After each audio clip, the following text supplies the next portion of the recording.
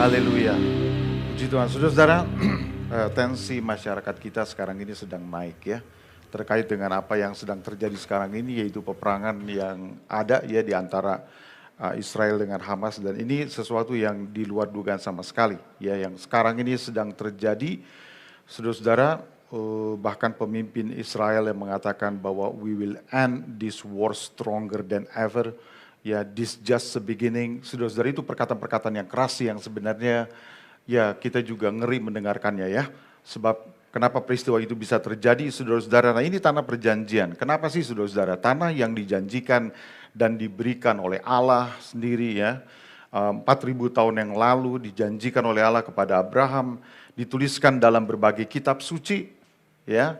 Paling tidak 3, saudara-saudara, 3 kitab suci, dan didiami ribuan tahun tanpa jeda, dan tidak pernah ada kerajaan lain yang muncul di atasnya. Yang ada adalah dikuasai, tetapi tidak pernah ada kerajaan lain di atasnya, yang juga kemudian diberikan secara internasional.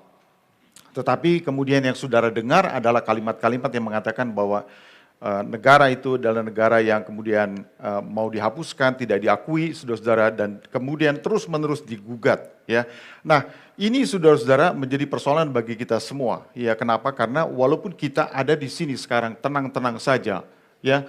Apa hubungannya semua itu dengan kita, saudara-saudara? Ini mempengaruhi, sebentar lagi mempengaruhi ekonomi kita semua, saudara-saudara. Kenapa? Karena harga bensin akan naik. Betul nggak, saudara-saudara? Sebentar lagi bensin akan naik semua. Yang terjadi secara global, saudara-saudara, mempengaruhi kita. Nah, mari kita baca sama-sama dari Ulangan pasal yang ke-7, ayat yang ke-6 sampai 8. 1, 2, 3. Sebab engkaulah umat yang kudus bagi Tuhan Allahmu. Engkaulah yang dipilih oleh Tuhan Allahmu dari segala bangsa di atas muka bumi, untuk menjadi umat kesayangannya, bukan karena lebih banyak jumlahmu dari bangsa manapun juga. Maka hati Tuhan terpikat olehmu dan memilih kamu. Bukankah kamu ini yang paling kecil dari segala bangsa? Tetapi karena Tuhan mengasihi kamu dan memegang sumpahnya yang telah diikrarkannya kepada nenek moyangmu, maka Tuhan telah membawa kamu keluar dengan tangan yang kuat dan menebus engkau dari rumah perbudakan, dari tangan Firaun, Raja Mesir. Kalimat-kalimat ini tidak akan pernah hilang, saudara-saudara, karena kalimat ini kemudian menjadi identitas dan dipegang ya dalam keyakinan suatu suku bangsa seperti Israel. Saudara-saudara, ya, apapun yang terjadi kepada mereka, mereka tetap meyakini tentang pilihan Allah. Nah, saudara-saudara, apakah perang ini akan menjadi akhir dari segalanya? Ya, apa ini akan karena biasa kita kalau kehebohan itu terjadi ya. Ketika 98 kita mengalami krisis keuangan, krisis moneter ya pada waktu itu, lalu tema-tema tentang akhir zaman muncul. Lalu kita mengalami lagi peristiwa-peristiwa bahkan banjir ya, kemudian kita juga bicara tentang akhir zaman. Dan peristiwa-peristiwa lainnya termasuk yang terakhir, saudara-saudara, yaitu peristiwa yang sekarang ini sedang terjadi. Apakah ini akan menuntun kita atau menjadi akhir dari segalanya ya? Kayaknya saudara-saudara, medsos dan publikasinya lebih menggemparkan intensitasnya ya dari kejadian yang sebenarnya. Nah, istilahnya begini, kalimat atau kiamat emosi masyarakat mendahului kiamat yang sesungguhnya. Jadi kita terjadi huru-hara dulu secara emosi ya.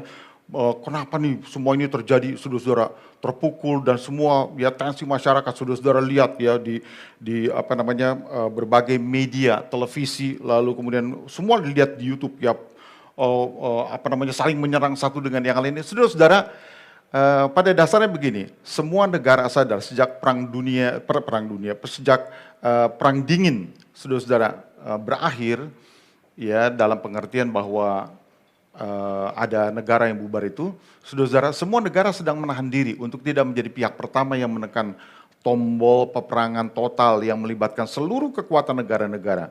Nah, semua para pemimpin tahu, saudara-saudara, pada hari ini. Jadi sekarang ini medsosnya lebih seru daripada peristiwanya, ngerti ya?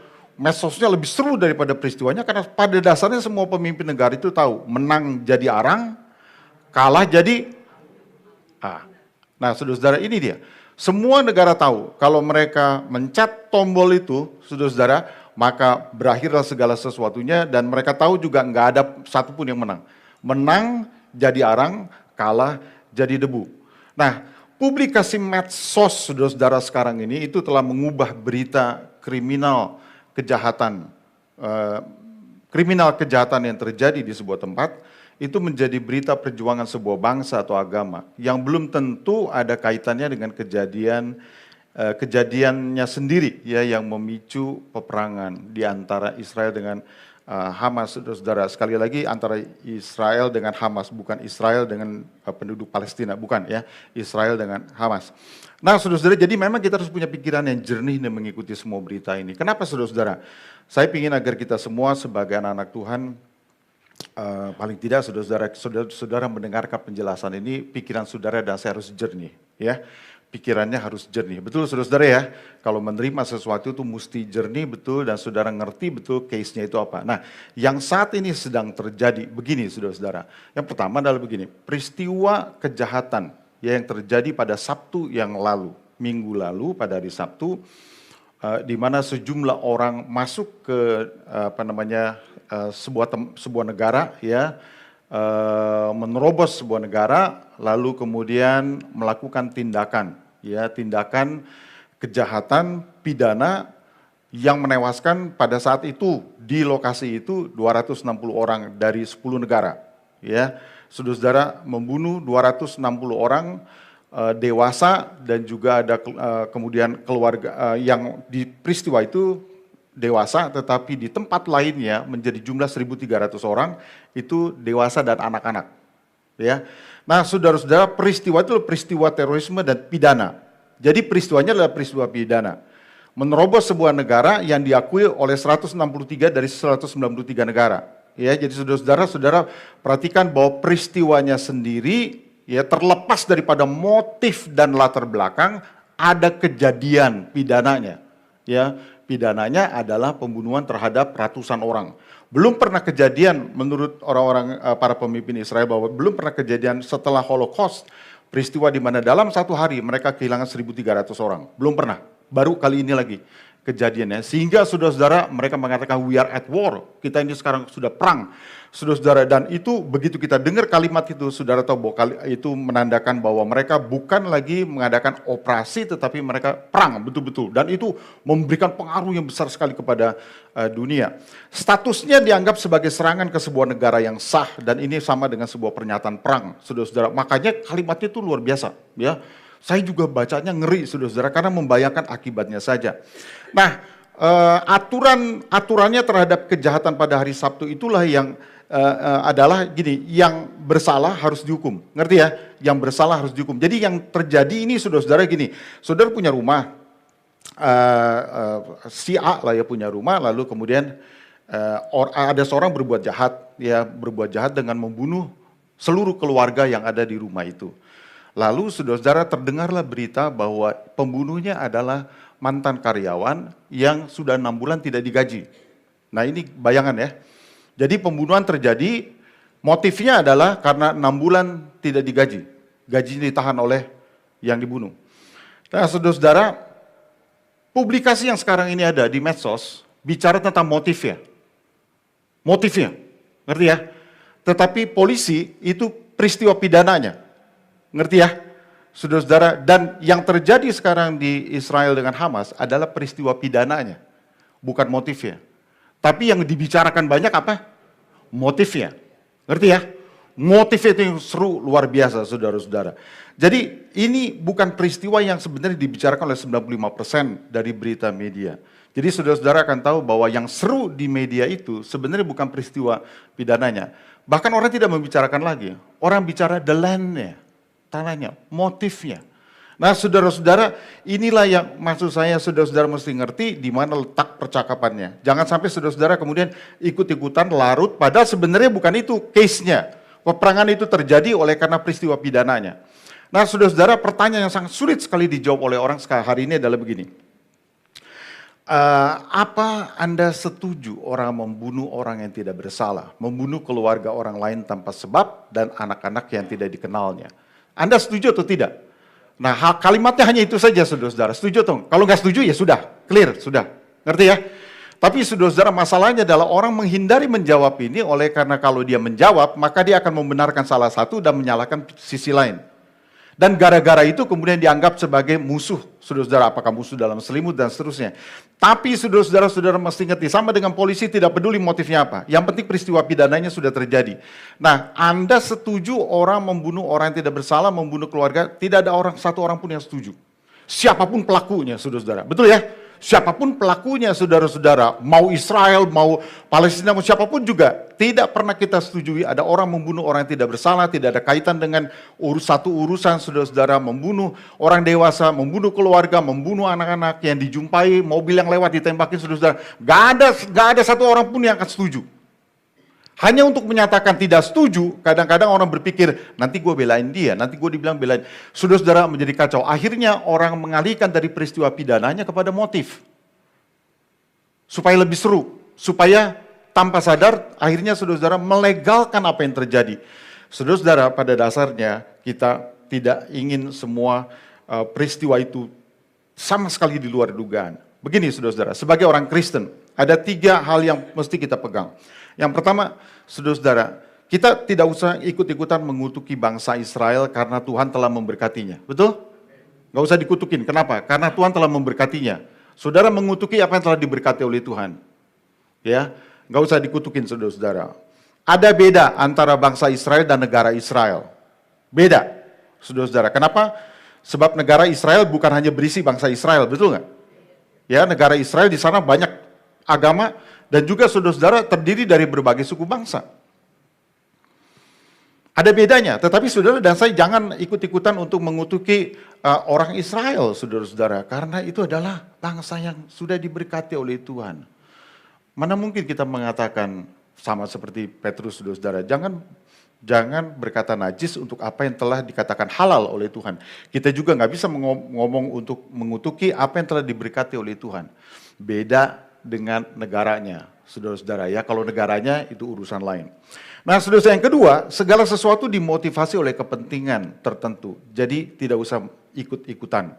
Karena apa yang saudara sekali lagi lihat di medsos, saudara-saudara semuanya, termasuk di YouTube, itu 95% adalah tentang motif, bukan peristiwa pidananya. Bukan peristiwa pidananya. Gak ada lagi yang ngutip tentang kejadian itu. Yang ada adalah tentang the land. Siapa pemilik tanah sesungguhnya. Betul nggak? Saudara-saudara, ributnya soal itu kan? Sehingga orang lupa peristiwa pidananya. Sedangkan peperangan ini sekarang sedang terjadi adalah peristiwa pidananya. Yang sedang dikejar itu saudara-saudara, yang ngerti nggak? So, itu masuk ke, karena ya istilah kasarnya ya saudara-saudara, kalau kita sebenarnya orang Tionghoa lebih bisa memahami sebenarnya, karena kita hidup dengan 3C aja saudara-saudara. Cengli, terus tahu nggak? Cengli, cuan terakhir. Hah? Cincai, cengli, cincai, cuan, sama-sama untung maksudnya. Saudara-saudara, artinya fair aja. Dan saudara-saudara, itu sebenarnya sedang terjadi sekarang ini. Siapa yang bersalah akan dihukum. Itu aja. Clear cut, sangat sederhana. Nah saudara-saudara, jadi untuk hal begitu maka saudara mesti waspada kepentingan apa yang ada di balik semuanya dan jangan ikut-ikutan rame, saudara-saudara, karena sebenarnya sedang terjadi peperangan itu peristiwa pidananya. Ya, peristiwa pidananya, sedangkan motifnya itu hanya percakapan politik yang seterusnya yang mewarnai begitu banyak, ya, sehingga saudara-saudara dan saya menghabiskan waktu, ya, bahkan tersesat juga oleh karena satu berita motifnya lain nih, motifnya untuk membela ini dan seterusnya. Kita gak usah terlalu banyak ikut-ikutan seperti itu, capek sendiri saudara-saudara, stres sendiri. Ya, yang ketiga, kiranya perang segera berakhir. Amin saudara-saudara, kiranya perang segera berakhir, keadilan yang dicari itu tercapai, keadilan yang menyeluruh itu terwujud. Keadilan yang ada terhadap kasus tersebut terjadi, ya, pada Sabtu yang lalu peristiwanya bisa diposisikan secara adil, dan juga keadilan yang menyeluruh itu terwujud, yang terkait dengan kedamaian yang ada di Timur Tengah sana. Nah, Roma pasal yang ke-11 ayat 28 sampai 29, mari kita baca sama-sama. 1, 2, 3, mengenai Injil, mereka adalah seteru Allah oleh karena kamu. Tetapi mengenai pilihan, mereka adalah kekasih Allah oleh karena nenek moyang. Sebab Allah tidak menyesali kasih karunia dan panggilannya. Nah, di dalam firman Allah yang hidup bunyinya begini nih ya. Kalau saudara mungkin terlalu kecil tulisannya saya bacakan. Pada waktu ini banyak orang Yahudi membenci serta memusuhi Injil. Tetapi hal ini menjadi keuntungan bagi saudara yang bukan Yahudi ya. Karena menyebabkan Allah memberikan karunia-karunia-Nya kepada saudara yang bukan orang Yahudi. Tetapi orang Yahudi masih merupakan kekasih Allah berdasarkan janji-janjinya kepada Abraham, Ishak dan Yakub. Sebab karunia Allah dan panggilannya tidak akan dapat ditarik kembali. Ia tidak akan mengingkari janji-janjinya. Jadi memang kita tidak akan mengutuki. Kenapa saudara-saudara? Karena gimana pun juga dia kekasih Allah loh. Ya, mau cari gara-gara saudara-saudara, ya istilahnya begitu ya. Walau itu sederhananya. Tetapi pada prinsipnya adalah saudara dan saya tidak boleh melupakan apa yang sebenarnya posisi dari orang Israel di mata Tuhan. Nah, sekarang kita ke 95% percakapan itu adalah tentang motif. Motifnya tentang the land, saudara-saudara. Nah begini, saya tidak akan menceritakan detail ini ya. Saudara perhatikan gambar ini. Ya, gambar ini adalah ada biru, lalu ada kuning, ada hijau. Ya, nah saudara-saudara, at glance, secara sederhana, gambarnya harus ditafsirkan begini. Yang biru itu adalah Israel, orang-orang Yahudi. Lalu yang kuning itu dari berbagai bangsa, lalu yang hijau sejak pemerintah Muslim. Ya, saudara-saudara, sudah perhatikan ya, yang biru pada suatu masa makin kecil jumlahnya, betul? Nah ini di tanah perjanjian itu yang disebut dengan tanah Palestina itu, saudara-saudara jumlah yang biru kecil. Lalu pada satu momen yang hijau muncul, besar, betul ya?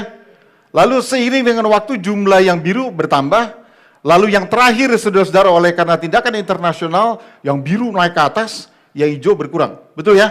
Nah yang membuat marah itu karena hijaunya berkurang. Paham ya? Ingat gambar ini aja nih, ceritanya panjang banget.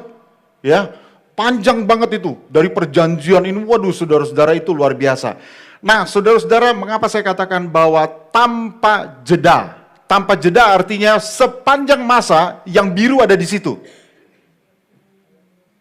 Ngerti ya? Yang biru itu ada di situ, selalu ada di situ. Yang paling kurang, saudara-saudara, yang paling kecil jumlahnya pada suatu masa itu 10.000 orang. Di Palestina sana jumlah orang Yahudinya. Yang paling kurang itu 10.000 orang. Tapi tidak ada orang Yahudi di situ. Supaya saudara ngerti, saudara dan saya ngerti bahwa yang jadi masalah adalah oleh karena hijau itu kemudian berkurang, saudara-saudara, dan saudara perhatikan bahwa yang biru itu naik. Nah, di dalam pikiran orang-orang yang non-Yahudi, kalau tadi pikiran Yahudi, sekarang pikiran orang-orang non-Yahudi, saudara-saudara, peristiwa yang saudara lihat turun ke bawah lalu naik ke atas, nah inilah yang jadi besar masalahnya. Saudara-saudara, mereka mengatakan ada beberapa hal yang juga saudara dan saya mesti pikir. Ya karena ini bukan soal sekedar, nah karena kita ada kaitan perjanjian lama orang Israel, maka kita akan selalu dalam pikiran kita ini tentang Israel, saudara-saudara. Begini, ada yang mereka nyatakan yang perlu saudara dengar juga. Karena pada waktu Israel pertama kali sebagai sebuah negara itu berdiri, mereka mengatakan ada satu peristiwa yang tidak pernah didengarkan oleh orang Israel di seluruh dunia. Apa? In the beginning, there was the no. Nah, saudara-saudara, in the beginning, bukan di dalam kitab Kejadian pasal 1 ayat 1 ini bunyinya ya, tapi di permulaannya, kamu tidak dengar kami, there was the no. Nah, ada pernyataan kami no untuk negara. Ngerti ya? Dari pertama kamu tidak dengarkan. Kenapa, saudara-saudara? Mereka berkata begini, dan perlu saudara dan saya tahu juga dan dengarkan. Yang pertama, mengapa orang Yahudi sekuler dari Eropa sana, dari berbagai tempat di Eropa sana, yang tadinya tidak religius, tetapi menggunakan Alkitab untuk melegalkan upaya kembali ke tanah perjanjian yang sudah didiami orang selama 1.500 tahun. Itu pertanyaan mereka, we don't understand why. Kamu tidak religius tapi kamu pakai alasan agama, kamu alasan Alkitab, kamu pulang ke tempat yang sudah didiami oleh orang 1.500 tahun. Saudara-saudara, you listen to us. Kamu dengerin kita dong.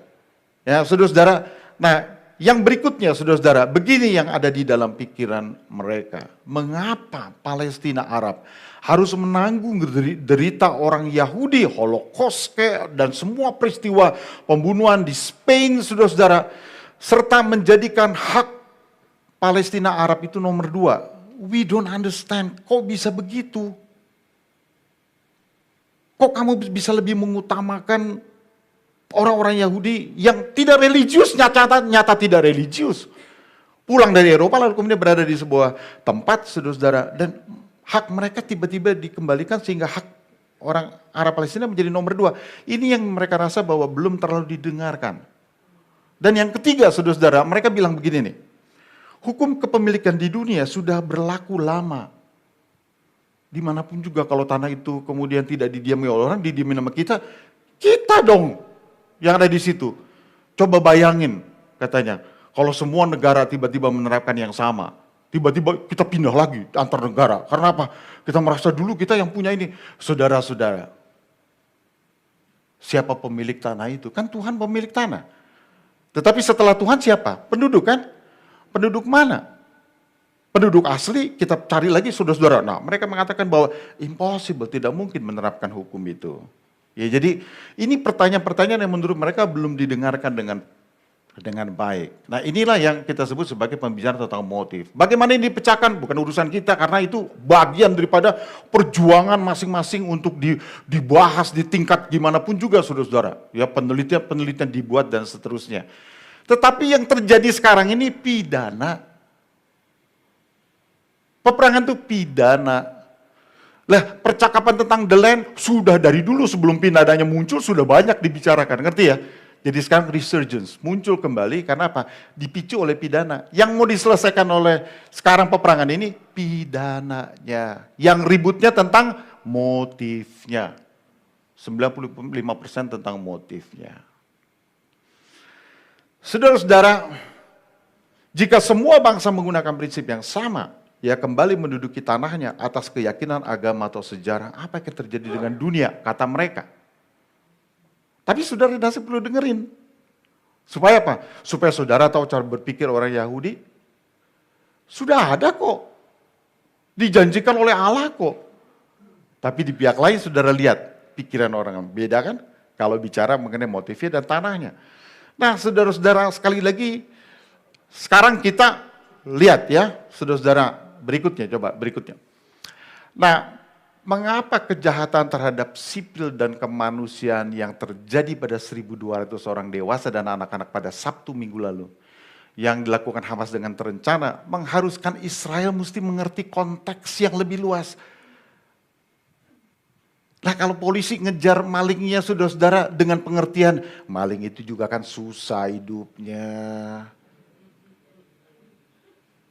Kalau polisi kira-kira ngejar pembunuh lalu, ya kasihanlah 6 bulan lu gak bayar gaji, pantas saja lu dipotong-potong, pantas saja lu dibunuh, pantas saja lu ditembak. Saudara-saudara sudah pikir apa yang akan terjadi?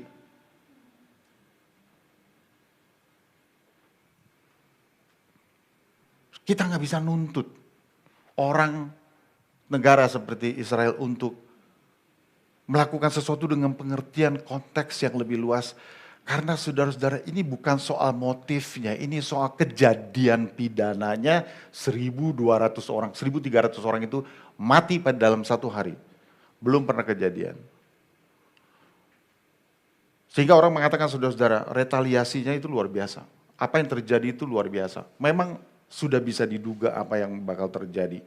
Kalimat-kalimat yang keluar saudara-saudara dari kedua pihak itu hanya mengatakan, hanya membuat kita berpikir, ini akan memakan waktu yang panjang. Dan kalau makan waktu yang panjang, saudara tahu akibatnya bagi kita, bagi seluruh dunia. Apakah ini akan memicu kepada perang dunia? Belum tentu. Belum tentu. Karena setiap pemimpin tahu, saudara-saudara jempol mereka itu kalau mereka pencet, ngerti ya? Menang jadi arang, kalah jadi debu. Siapa yang akan mencat itu duluan? Sama-sama jadi debu, jadi arang. Orang pikir panjang, tetapi ini akan menyulitkan dunia, ini akan menyulitkan kita semua, saudara-saudara. Yang penting posisi kita adalah terhadap orang-orang atau bangsa Israel, saudara-saudara. Kita batasi, kita punya itu, tidak usah ikut-ikutan. Tetapi saudara-saudara, marilah kita berdoa supaya betul-betul ya kedamaian, keadilan itu diberikan kepada peristiwa yang telah terjadi, tetapi keadilan yang luas dan menyeluruh itu bisa terwujud. Amin. Jadilah paham supaya hati kita jangan ikut-ikutan. Kiamat medsosnya lebih seru daripada peristiwanya. Ayo kita tundukkan kepala kita berdoa. Tuhan Yesus, kami berdoa untuk kedamaian dunia. Apapun yang terjadi, masih akan ada banyak peperangan yang akan terjadi, Tuhan. Dan semua itu mungkin belum menuntun sampai kepada akhirnya. Tetapi kedamaian dunia terus-menerus dikoyak oleh berbagai kejadian. Dan kami hanya meminta agar Tuhan akan menolong supaya semua menjadi terkendali. Kami berdoa supaya kebencian akan terangkat dari hati orang. Supaya kebencian bukan lagi menjadi motif dialog di antara bangsa-bangsa. Kami berdoa supaya keadilan yang cukup akan terpenuhi bagi berbagai peristiwa yang membutuhkan penanganan. Tetapi di pihak lain Tuhan, kami juga berdoa agar keadilan yang menyeluruh akan bisa terjadi untuk menyelesaikan berbagai persoalan yang ada. Terima kasih Tuhan Yesus. Kami menyerahkan seluruh pengertian kami, keterbatasan yang kami miliki ke dalam tangan Tuhan.